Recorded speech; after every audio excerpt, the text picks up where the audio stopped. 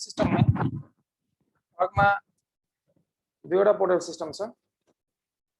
एउटा renal portal system भन्ने छ, त्यसपछि अर्को हेपाटिक पोर्टल सिस्टम भन्ने छ। दुईवटा पोर्टल सिस्टम छ है। पोर्टल सिस्टमलाई हामी डबल क्यापिलरी सिस्टम पनि भन्छौं।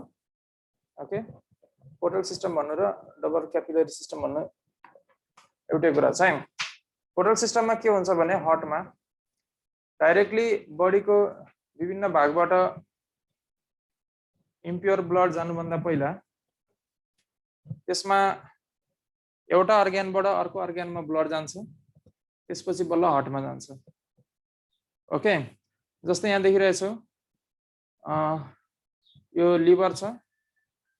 लिभरमा यो पेनक्रियाज, हेपाटिक पोर्टल भेन हैन, रेक्टल भेन, यो विभिन्न पार्ट्सबाट सबभन्दा पहिला लिभरमा ब्लड गयो, त्यसपछि लिभरबाट पोस्ट क्याबल हुँदै साइनस भेनससमा गयो।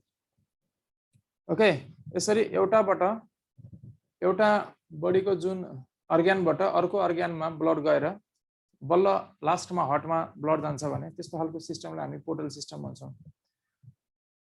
वुमनमा हेपाटिक पोर्टल सिस्टम मात्रै हुन्छ। फ्रकको केसमा दुईवटा पोर्टल सिस्टम हुन्छ, एउटा रेनल पोर्टल सिस्टम र अर्को छ hepatic portal system. Renal portal सिस्टममा हामी किडनीमा ब्लड गएर किडनीबाट हार्टमा ब्लड जाने कुरा गर्छौं भने हेपाटिक पोर्टल सिस्टममा लिभरमा ब्लड जान्छ, त्यसपछि लिभरबाट हार्टसम्म जाने कुरा गर्छौं। System of veins that carries blood from an organ, एउटा अर्ग्यानबाट एनअदर अर्ग्यानमा, अर्ग्यान टु अर्ग्यान हैन, एउटा अर्ग्यानबाट अर्को अर्ग्यानसम्म ब्लड जान्छ डाइरेक्टली हार्टमा जानुभन्दा पहिला। त्यस्तो खालको सिस्टमलाई हामी पोर्टल सिस्टम भन्छौं। डबल क्यापिलरी सिस्टम पनि भन्छौं। किन डबल क्यापिलरी सिस्टम भन्दा it originates from capillaries and terminates in capillaries. क्यापिलरीजबाट ओरिजिनेट भएर क्यापिलरीजमा नै टर्मिनेट हुन्छ। ओके, जस्तै पेनक्रियाज, स्टोमेक, यो रिजनको क्यापिलरीजबाट स्टार्ट भएर यो फेरि लिभरमा गएर क्यापिलरीजमा नै इन्डिङ हुन्छ। ओके, त्यही भएर क्यापिलरीजबाट स्टार्ट भएर क्यापिलरीज भनेको माइन्युट ब्लड भेसल्स हो। ओके, त्यो माइन्युट ब्लड भेसल्सहरू एकदमै माइन्युट, एकदमै थिन ब्लड भेसल्सहरू त्योबाट सुरु भएर फेरि क्यापिलरीजमा नै गएर इन्डिङ हुन्छ यो सिस्टममा। त्यही भएर यसलाई डबल क्यापिलरी सिस्टम भन्छौं। दुवैतिर क्यापिलरीज भयो। ओके, डबल क्यापिलरी सिस्टम पनि भन्छौं। पोर्टल सिस्टममा हिजो पनि मैले अलिकति यसको बारेमा भनेको थिएँ, रेनल पोर्टल सिस्टमको बारेमा। दुईवटा पोर्टल सिस्टम छ, एउटा रेनल पोर्टल सिस्टम र अर्को हेपाटिक पोर्टल सिस्टम। तिमीहरूले यहाँ देखिरहेछौ दुईवटा किडनी, यो किडनी छ। ओके, यता पनि किडनी छ, यतापट्टि पनि किडनी छ। किडनीलाई सप्लाई गर्ने ब्लडलाई हामी रेनल आर्टरी भनेर भन्छौं र किडनीबाट रिसिभ गर्ने ब्लडलाई रेनल भेन भनेर भन्छौं। रेनल भन्ने वर्ड कहीँ आउँछ भने त्यो किडनी भन्ने बुझिन्छ। ओके, यहाँनिर एड्रिनल ग्ल्यान्ड भनेको छ, रेनल भनेको किडनी हो, एड भनेको अप हो, किडनीको अपमा भनेको के। दुईवटा ग्ल्यान्ड्सहरू किडनीको जस्ट अपमा हुन्छ। ओके, त्यस्तो ग्ल्यान्डलाई हामी एड्रिनल ग्ल्यान्ड भन्छौं। हाम्रोमा पनि हुन्छ किडनीको जस्ट एबोभ। ओके, एड भनेको एबोभ हो, रेनल भनेको किडनी। जहाँनिर रेनल भन्ने वर्ड आउँछ त्यो के हो त भन्दा किडनी भनेर बुझ्ने है। अब म भन्दै जान्छु, सुन्दै जान्ने। तलपट्टि यो sciatic vein, femoral vein, pelvic vein, iliac vein. Okay, त्यसपछि renal portal vein. Okay, dorsolumbar vein. यिनीहरू भेनबाट ब्लड कहाँ जान्छ त भन्दा किडनीमा जान्छ। त्यसपछि किडनीबाट त्यहाँ भएको ब्लड 1 2 3 4 5, ओके, 5 पेयर अफ सानो सानो भेसल्सहरू देखेको छौ।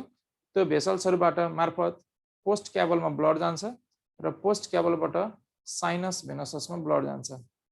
ओके, VENOSUS, साइनस भेनससमा ब्लड जान्छ। त्यो ब्लड कस्तो हुन्छ त भन्दा इम्प्योर ब्लड हुन्छ। भेनले जहिले पनि इम्प्योर ब्लडलाई कलेक्ट गर्ने काम गर्छ। ओके, आर्टरीले प्योर ब्लडलाई सप्लाई गर्ने काम गर्छ बडीको डिफ्रेन्ट पार्ट्समा भने भेनले जहिले पनि के गर्छ त भन्दा इम्प्योर ब्लडलाई कलेक्ट गर्ने काम गर्छ। यसलाई पोर्टल सिस्टम हामी किन भन्यौ भन्दा बुझिहाल्यो। यस्तो भेन्सहरूबाट सबभन्दा पहिला किडनीमा, किडनी भनेको के हो त भन्दा हाम्रो बडीको त्यस्तो अर्ग्यान हो जसले ब्लडलाई फिल्टर गरेर ब्लडमा भएको हार्मफुल वेस्ट मेटेरियल्सहरूलाई इलिमिनेट गर्ने गर्छ। त्यसैगरी फ्रगमा पनि किडनीले के गर्छ भन्दा हार्मफुल वेस्ट मेटेरियल्सहरु ब्लडमा भएको जस्तै युरिया, युरिक एसिड, ओके, त्यस्तो हार्मफुल वेस्ट मेटेरियल्सहरुलाई किडनीले फिल्टर गरेर युरिनको माध्यमबाट बडीबाट इलिमिनेट गर्छ। त्यस्तो हार्मफुल वेस्ट मेटेरियल्सहरु डाइरेक्टली हार्टमा जाँदाखेरि त्यसले बडीमा एक किसिमको प्रब्लम लिएर आउन सक्छ। त्यही भएर हार्टमा जानुभन्दा पहिला नै किडनीमा गयो। ठीक छ, किडनीमा गयो भन्नुको मतलब हार्टमा जानुभन्दा पहिला यो बाटोमा नै फिल्टर भयो हैन। बाटोमा नै फिल्टर भइसकेपछि फिल्टर हुने भन्नुको मतलब फेरि अक्सिजनेटेड भएको हैन, त्यसमा भएको हार्मफुल वेस्ट मेटेरियल्सहरु मात्र इलिमिनेट आउट भएको हैन। अब यो भेन्सहरुको नाम छ र त्यसले ट्रान्सफर गरेको कुराहरु यसमा छ है। femoral run anteriorly and gives a branch, femoral फिगरमा हेर्ने, okay, called pelvic vein and they unite with sciatic vein to form renal portal vein, okay, sciatic vein हेर्ने, ओके, त्यसपछि renal portal vein, लास्टमा यहाँ माथि renal portal vein फर्मेसन भयो। त्यसपछि renal portal vein receive blood from dorsal-lumbar vein, okay, dorsal-lumbar vein कहाँ छ हेर्ने, dorsal-lumbar vein, lumbar region बाट यसले blood कलेक्ट गर्ने काम गर्छ, okay, dorsal-lumbar vein, dorsal-lumbar vein भन्ने यो रिजनमा छ। dorsal-lumbar vein ले के गर्छ, lumbar region बाट ब्लडलाई कलेक्ट गर्ने काम गर्छ। renal portal vein enter the kidney and break into capillaries, double capillary system भनेर म भन्दैछु। now the blood from the kidney is received by the renal portal vein to pour into post cabal, last मा चाहिँ यसलाई लगेर post क्याबलमा यसले collect गर्ने काम गरे, ओके, त्यो कुरा छ है। अब यसलाई फेरि हेर, sorry, pelvic vein of the both side unite to form anterior abdominal vein, okay, यहाँनिर हेर pelvic vein कहाँ छ, यो एउटा pelvic vein भयो, यो अर्को pelvic vein भयो हैन। pelvic vein of the pelvic region बाट आएको भेन्सहरु, pelvic veins of the both side unite to form anterior abdominal vein, दुवै भेन्सहरु युनाइट भएर anterior abdominal vein फर्मेसन भएको छ है। pelvic vein of both side unite to form anterior abdominal vein that receives blood from urinary bladder, त्यसले कहाँबाट blood receive गर्छ त भन्दा urinary bladder बाट ब्लडलाई रिसिभ गर्ने काम गर्छ, ओके, त्यसले urinary bladder बाट ब्लडलाई रिसिभ गर्ने काम गर्छ, ओके, र यसबाट रिसिभ गरेको ब्लड चाहिँ किडनीमा नगइकन यसबाट रिसिभ गरेको ब्लड कहाँ जान्छ त भन्दा अब लिभरमा जान्छ, ओके, त्यो ब्लड चाहिँ लिभरमा गइहाल्छ है। हेपाटिक पोर्टल भेन हुँदै लिभरमा जान्छ यो। अब अघि नै मैले भनिहालेँ यसको सिग्निफिकेन्स के छ, नाइट्रोजनस वेस्ट मेटेरियल्सहरु जस्तै युरिया, ओके, युरिक एसिड पनि हुन्छ यसमा, carried by the blood are excreted with urine, युरिनको माध्यमबाट बडीबाट इलिमिनेट हुन्छ, okay, and hence blood going to heart contains less amount of nitrogenous waste, हार्टमा जाने ब्लडमा चाहिँ नाइट्रोजनस वेस्टेजहरु के हुन्छ त भन्दा कम भइहाल्छ, ओके, हार्टमा जाने ब्लडमा नाइट्रोजनस वेस्ट मेटेरियल्सहरु कम हुन्छ, यसको मेन एडभान्टेज भनेको त्यही छ। अब त्यसपछि अर्को सिस्टमको बारेमा म भन्छु, हेपाटिक पोर्टल सिस्टम। फिगरमा हेरिहाल, हेपाटिक पोर्टल सिस्टमको फिगर। हेपाटिक पोर्टल सिस्टम भनेपछि अघि रेनल पोर्टल सिस्टममा किडनीमा ब्लड गएको कुरा हामी गरेका थियौं, हेपाटिक पोर्टल सिस्टममा अब हामी लिभरमा ब्लड गएको कुरा गर्ने, okay. The veins which carry blood to capillary system in liver constitute the hepatic portal system. The large hepatic vein is formed by the union of several branches of stomach, intestine, and spleen and pancreas. फिगरमा हेर्ने, okay. अब यसमा के छ भन्दा यो hepatic van जुन बनेको छ hepatic portal vein, hepatic portal vein बन्नु भन्दा पहिला ग्यास्ट्रिक भेन, त्यसपछि पेनक्रियासबाट गएको भेन हैन, एब्डोमिनल भेन अघि मैले भन्दै थिएँ तलबाट गएको abdominal vein, okay, anterior abdominal vein, यो फिगरमा हेर्ने, यो अघिको म कुरा गर्दै थिएँ न लिभरमा जान्छ भनेर भनेको थिएँ नि, तलबाट आएको, ठीक छ। दुईवटा पेल्भिक भेन युनाइट भएर दुईवटा पेल्भिक भेन जुन छ यतापट्टिको पेल्भिक भेन, यो यतापट्टिको पेल्भिक भेन र यतापट्टिको पेल्भिक भेन, दुवै साइडको पेल्भिक भेनहरु युनाइट भएर जुन यो anterior abdominal vein intestinal vein बनेको छ त्यो पनि हेपाटिक पोर्टल भेनमा नै मिसिएर लास्टमा फाइनली लिभरमा जाने काम गर्छ, ओके। स्प्लिनिक भेन हैन, त्यसपछि rectal vein, large intestine, okay, large इन्टेस्टाइनबाट गएको ब्लड, पेनक्रियासबाट गएको, स्टोम्याक र ग्यास्ट्रिक भेन जुन चाहिँ स्टोम्याक रिजनबाट गएको, त्यो सबै ब्लडहरु हार्टमा जानु भन्दा पहिला कहाँ जान्छ त भन्दा लिभरमा जान्छ हैन। It carries blood mixed with nutrients absorb from alimentary canal to the liver. अब यो जुन स्टोम्याक रिजन छ, इन्टेस्टाइन रिजनहरु छ, त्यसमा त डाइजेसन भइसकेपछि एब्जर्प्सन हुन्छ, त्यहाँ भिलीहरू हुन्छ हैन, इन्टेस्टाइनमा स्पेशली भिलीहरू हुन्छ। अब त्यो भिलीहरूले न्युट्रिएन्टलाई एब्जर्ब गर्ने काम गर्छ। लिभर भनेको यस्तो बडीको जुन रिजन छ, ओके, हाम्रोमा पनि जुन यो GLUCOSE ग्लुकोज छ, ग्लुकोजलाई GLYCOGEN ग्लाइकोजिनमा कन्भर्ट गर्ने काम गर्छ लिभरले। ओके, ग्लुकोजलाई ग्लाइकोजिनमा कन्भर्ट गर्ने काम गर्छ। जब यसले प्रशस्त मात्रामा खान्छ, यसको बडीमा ग्लुकोजको मात्रा बढी हुन्छ, त्यो बेलामा यसले ग्लाइकोजिनमा बढी ग्लुकोजलाई कन्भर्ट गर्छ। त्यो ग्लुकोजलाई ग्लाइकोजिनमा कन्भर्ट गर्ने काम भनेको लिभरको हो। ओके, ग्लाइकोजिनमा यिनीहरूले के गर्छ त भन्दा फुडलाई स्टोर गर्ने काम गर्छ हैन।